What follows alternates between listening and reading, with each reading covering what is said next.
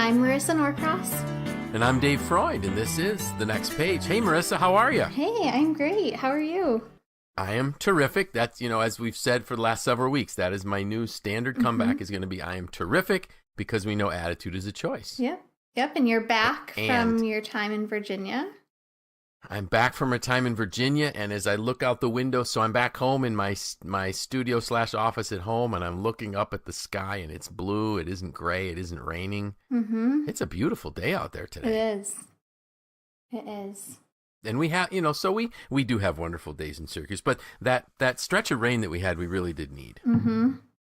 Because my lawn looks terrible.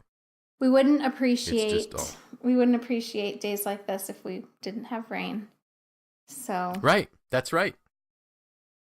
And for our listeners, because they know that we were recording this weeks in advance, but this is literally like right before your due date. Mm-hmm. Yep. So we have to make sure that we get right on with this podcast because you may go into labor while we're talking, right? Let's hope not, but it could happen. Let's hope. We'll hope not, because actually we have to record 2 today, so we're going to hope that does not occur. Yes. So we'll go ahead and jump right into today's topic, which was entitled, "Are You Majoring on the Minors?" Yes. So tell us where you got this idea. Well, actually, I heard about it, that phrase listening to a video blog. I guess we call them vlogs. Mm-hmm. About parenting. And right away, my mind went back to the week of the 4th of July. Our listeners know that 2 of my grandkids came from Ohio to stay with us. And apparently, I have this habit of nitpicking on table manners. And I never realized that this was some unusual thing that I have trouble letting go of. But my wife was like, honey, it's okay. And I'm thinking, no, they don't need to eat or to chew with their mouth open. They don't need to talk when they have food in their mouths. They don't need to have their elbows on the table. This is called proper table etiquette. And you need to know. You need to have manners. You need to, follow all of those things. Well, apparently, I have issues with that. And it got so bad that my wife actually had said to me, you probably don't remember this, but when the kids were little, I used to even think about feeding them before you came home from work. Wow. Yeah. So I never realized that I was really that bad. And we'll remind our listeners that your grandchildren that we're visiting are 4 and 6 years old. Yes, they are. So Silas and Lily are 6 and 4. And really, they're great kids, and they were really well behaved, and they really didn't have horrible table manners, but apparently I was majoring on the minors. Mm-hmm. And it's not that we don't want our kids to have good table manners, but I never was talking about the principles behind it. I never told them why I thought it was important for them to have good table manners. I didn't, say things like, it's not nice to have to look into somebody's mouth while they're chewing, mm-hmm. Or that, someday when you get older and you go to a restaurant with your mom and dad, this is really going to be important. None of that. It was just like, Silas, don't forget, you shouldn't be talking with food in your mouth. And, Lily, turn around, face the table. And all of a sudden, I kind of went back to this thing when my kids were little, and I felt really bad that I was harping on them like that, on my grandkids that way. But we do that as leaders, as bosses. And I remembered a story, and I had shared it with you before we started recording. It was actually something that Doug Marone, the former SU coach, and I'm not even sure where he's coaching right now, but when he first came to Syracuse, he came to a President's Council event to talk about leadership. And he said, one of the things you need to learn is what are the major annoyances that your boss might have. What are those things your boss is going to nitpick on that'll push him or her over the edge? And apparently when he was with the New Orleans Saints, it was walking around with a coffee cup without a lid on it. And it was that simple. He says, all I had to realize was keep a lid on your cup and the owner's going to be happy. Well, apparently they had new carpeting put in, and that's why the boss was so anal about coffee cups without lids. But and I there's thought, nothing wrong with is that wanting to take care of your things and be right? careful on the new carpet, but that doesn't seem like that was explained. It was about the coffee specifically, because there's a lot of things that can happen to Right. carpet to ruin Sure. it, not just Sure. coffee. Right. But it was his pet peeve. Right. And I'm thinking there's something wrong when if we as leaders have to make sure that our teams know what our pet peeve is. Mm-hmm. Because clearly we're majoring on a minor then. So the principles that probably the owner should have been trying to get across to his staff was, I value my office. I value the investment we put in carpeting and furniture and things. And, you and I talked about it. You Mm-hmm. could have stuff on your shoes, and especially in central New York, you Mm-hmm. could be walking in from outside in the wintertime with mud and salt on your shoes. Well, just getting him to keep the coffee off the carpet doesn't mean that, or a soda can, or Pizza. we've got some really pizza. Yeah, we've Mm-hmm. got really nice furniture in our conference room at MACNY, and if people come in, and our members are allowed to use our office space. But if somebody brings a pizza box and sets it on top of a stickly table, you're very probably going to damage that finish. Mm-hmm. So the point is, what are the principles behind our policies? And I had also shared with you that, one of the pet peeves I used to have was, and it was totally unrealistic or unreasonable rather, people, I would always want to know, did people get to work before 8 o'clock? Were they sitting at their desk at 5 minutes till 8? Because everybody knows, a good worker's a person that's always at their desk. Well, no, you could be at your desk checking social media. Mm-hmm. And I was focusing on the outward signs, not on what was in the heart of that employee. Were they really super dedicated? Were they maybe working the evening before at home? Or maybe they were like at MACNY, we have a lot of evening events, Mm-hmm. and if somebody doesn't get home from that evening event till 9 o'clock or 10 o'clock at night, they have a very good reason for not being in the office at the strike of 8 or 8:30. Right. So it's, what's the principle? What are we teaching them? Here's another example.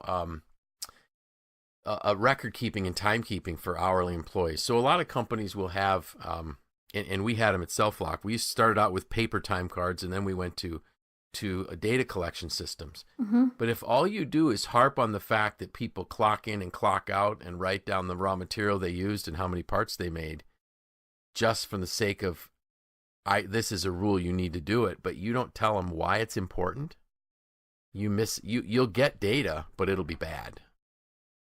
And I really had to do a lot of teaching with my folks at SelfLock on this, where I made it very simple for the guys. I said, our policy is that you need to record your production, but let me tell you why. And they felt, so long as they had data, they were following the rules. They were following the minor details to a T, but missing the major point. So I said, if you record your time against the wrong job, and then I do a costing of that job, if that job had more costs than it should have, I'll raise the price because we lost money on it. Mm-hmm. But the one that you didn't record time against, I may think, wow, I've got some really big margins, and if the customer starts pushing me on price, I can lower the price on that. I said, the problem is the information I'm using isn't any good. So the principle behind the record keeping and the data collection was, I need to have accurate information so I can accurately price the product so we don't lose money on it. And once I kind of made that argument to them, they were a lot more careful, Mm-hmm. because we taught the principle instead of just, majoring on the minors. And it probably instills additional ownership as well. Yeah, absolutely. So people feel like that, okay, what I'm doing is important. It's adding value to the organization. It's a critical step in Right. completing my job, and not just, okay, I checked the box. Like I guessed what I did and I put it in. So I hope Dave's happy. Exactly. And, for a lot of times, I think in a lot of cases, that's really why the people did it. They didn't want to disappoint me. They wanted to make sure they did all their work before they left, but they didn't know why that was an important thing. I'm thinking too, sometimes we may focus on, let's say we have an event and we focus on evaluations for the events. And we really harp on people, please, you got to finish this before you leave. But do they know why? Mm-hmm. Have we made a good argument, a compelling argument that says the reason why we appreciate evaluations is we'd like to tailor these events so that they're things you really want to attend, not just decide, does Dave get 4 out of 5 or 3 out of 5 on the class that he just taught? Right. Because there's times when I get really annoyed having to fill out evaluations because I don't know what's the real reason behind it. Is it just a box we need to check, or are they going to do something with it? Mm-hmm. The other thing that I thought of, Marissa, with this majoring on the minors is micromanagers have issues with this. Right. Where they're so focused on how something gets done in terms of the details of, did you dot every I and cross every T versus the content of what's there. There may be different ways, I'm sure you see it because you're editing so many people's writings that everybody has their own writing style. Mm-hmm. And I could see a micromanager saying, no, I want you to write it this way, rather than I'd like you to have some really good content in what you're writing. So I kind of started to think, so why do people micromanage? And so what do you think are the reasons why people micromanage? I think there's a lot of different reasons, some of them more inner and some are more outer. So some might be specific to that person's behavioral profile, their personality. Maybe they might have more of a type A control freak, perfectionist thing going on. And then I think, externally it could be maybe they don't actually trust their team. Right. Or I think that'd probably be the big one. They don't trust their team I guess the most unfortunate of all would be if your team didn't, completely lacked the skill, but then that's a whole separate issue that needs to be resolved. Right. Yeah. But I think there are probably a handful of reasons why people fall into that pattern. Yeah. And you touched on all of them. You have the ones that you just have to find a way to cope with. And that would be that I am my behavioral profile. So perhaps I'm a high C, a high compliance behavior profile. I'm very detail oriented. I focus so much on data and metrics and doing things in a specific way type of thing, that your natural tendency is to over communicate and over control. Mm-hmm. The other one, as you mentioned, the type A, the high D, the high dominance behavior profile kind of person that just has to have it a certain way. The only good news about that behavior profile is typically they don't pay enough attention to micromanage unless something starts to go wrong. Mm-hmm. But we as leaders, we need to be aware when we are falling into micromanagement, because I'll give a leader an excuse if it's their behavior profile. I'll say, okay, I understand you have this tendency. Now let's work on scaling that back. The problem is that comes across to their team is that their team isn't trusted. Mm-hmm. And, nobody wants to be micromanaged. And even, leaders that really understand that they have a problem with micromanaging, it's tough to break it. And so for me, one of the ways I've been able to get leaders to recognize it is to say, do you realize that your team thinks you don't trust them? And then they'll say, no, I trust them implicitly. Well, then let go a little bit. Mm-hmm. Let them go. Give them the principles. Teach them the values, because we're not always around. Right. And the drawback for the leader who acts more like a manager and is majoring on the minors is that when he or she is not around, the people don't know how to act. Mm-hmm. Which, if you think about it, that's really a scary thought, that my team doesn't know how to act when I'm not around. And the reason is I haven't taught them to think. I've done all the thinking for them. Mm-hmm. And I'll never forget, you know, when my kids were not little, but getting a little bit older, like in their teens and getting ready to, so if my parents were around when my kids would be going out to an event or something, I remember hearing my mom say, "Don't forget whose children you are." You know, and the neat part was she wasn't going to try to control them, but she believed that they had been taught the principles and the values and they knew how to behave. Mm-hmm. And I think we as leaders kind of have to think about that with our teams. You know, they know how to behave if we've given them the tools. They know how to work if we've given them the principles, and then we don't have to major on the minors. Because nobody likes that. Right. So that's all I had on that one. Well, I think the moral of that's, if you think about like the micromanagement side of it too, that doesn't always feel good when you're the micromanager either. No, I mean, because you feel you need to. Right. And it's a high anxiety place to live in. Yes, it is. You know, I remember when you first started working with us at MACNY, that was one of the things you first said to me when we started working together was that, you know, you're like, I have a hard time letting go of things. I like to control what's going on. You know, you were very upfront with me, and I could tell, you know, it was something that you were working on. So that's the most encouraging part about this, is if you can take the time now to say, hey, like, I think I'm identifying as someone who's majoring on the minors. You know, you don't need to say a micromanager. I mean, that's a kind of a nasty title. No one wants to feel that. But if you can say, you know, check in, and if you think you identify with that, the great thing is you can change it. And there's hope, right? Yeah, and you can, you know, you work with your team and get to a place of mutual trust and understanding the principles behind the policies. Or the principles behind anything, whether it be the project or, you know, behavior, office behavior, things like that. I think it creates a much better environment for everyone.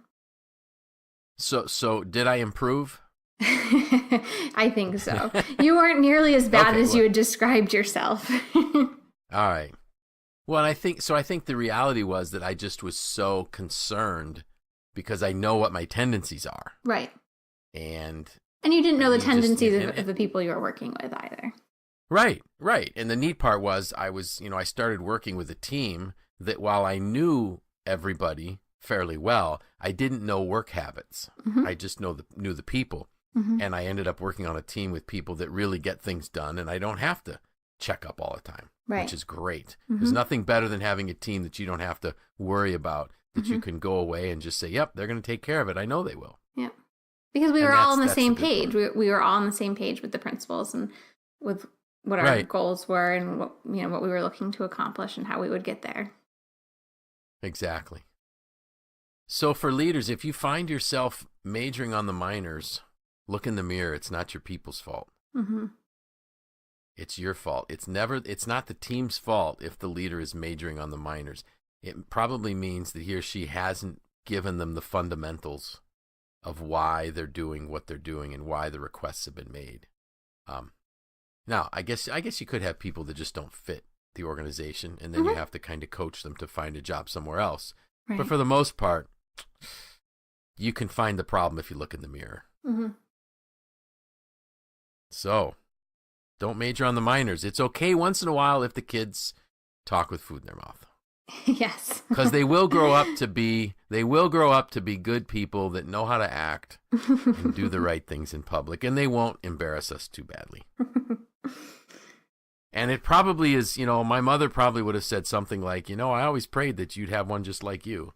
Yeah, right. So I think every parent has whispered that prayer once or twice in their life when their kids were little. Absolutely. So do you want to know what we're talking about next week? Yes, of course. Navigation.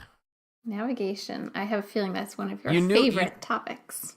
Exactly. You knew it'd have to have something to do with boats, and so we're gonna delve into that one, and I'm gonna share some true life experiences of having issues running aground. Perfect. So, right on time with the boat show.